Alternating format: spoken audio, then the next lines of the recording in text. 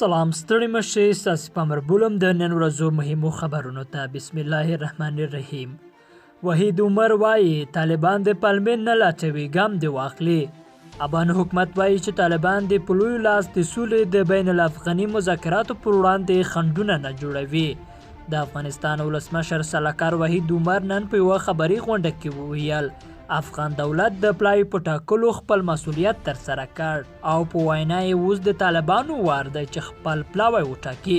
خو دا په داسې حال کې ده چې 3 ورځې وړاندې د وري په نهمه افغان حکومت له وسلوالو طالبانو سره د خبرو لپاره د معصوم ستانکزي په مشرۍ خپل 21 کسیزه پلاوی اعلان کړ. بلخوا بیا طالبانو د سولې خبرو لپاره د افغان حکومت پلاوی سره مخالفت وښود.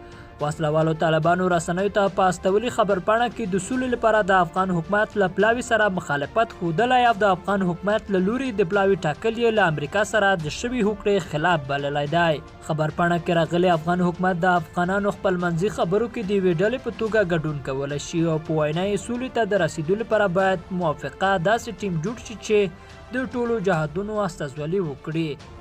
د افغانستان لپاره د اروپایي اتحادیې ځانګړي استازي رونالډ کوبیا طالبانو ته ویلي چې په سوله او جګړه کې د خبرو لپاره څوک د خپل مخالف لوري پلاوی نه ټاکي. نوموړي دا څرګندونې وروسته له هغه کړي چې طالبانو د افغان حکومت لخوا اعلان شوي مرکچي پلاوی رد کړ او دا یې له امریکا سره د شوي موافقې خلاف وبلله. طالبانو ویلي چې دا ټول شموله پلاوی نه دی او بل دا چې دوی د افغان حکومت له پلاوي سره خبرې نه کوي. ارګ وایي د اړتیا پر مهال ښایي په ټولو ولایتونو کې ګرځبندیز وضع شي.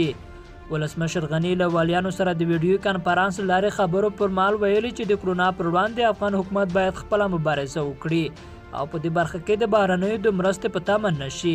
د ده په خبره د اړتیا په صورت کې به په ټولو ولایتونو کې ګرځبندیز لګول کیږي او والیان مکلف دي چې د ولسمشر له فرمان سره سم خپل فعالیتونه تنظیم کړي. او وروستی لاند خبر مو دا چې په پاکستان کې د کرونا وایروس د مثبتو پیښو شمېر 1500 ته رسیدلی. د پاکستاني رسنیو د راپورونو له مخې وایروس د پراختیا په حال کې دی او حکومت لګیا دی چې اړین تدابیر ونیسي. د راپورونو له مخې 1500 کسان په کرونا اخته شوي دي او 12 کسه یې په دغه هیواد کې مړه کړي هم دي. درنو لیدونکو دا تر دې مهاله لاند او مهم خبرونه چې مو واورېدل تر بیا ښې چارې